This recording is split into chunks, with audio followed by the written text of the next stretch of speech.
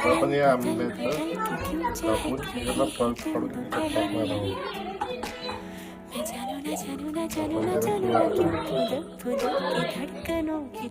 आपण या आंब्याचं कापून त्याला पल्प काढून टाकणार आहोत.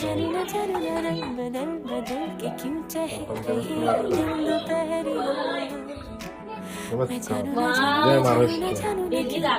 आज आपण एक पदार्थ बनवणार आहे ते म्हणजे आम्रखंड. रत्नागिरी हापूस आंबा 1 किलो चक्का आहे आणि त्या लागणारी 1 किलो साखर आहे. आणि ज्या वाटीमध्ये आपण घेतलेलं आहे सावित्री आणि आपलं विलायची आणि जायफळ जे आपण बारीक करून घेतलेलं आहे. आता आपण पुढच्या कृतीकडे जाऊया.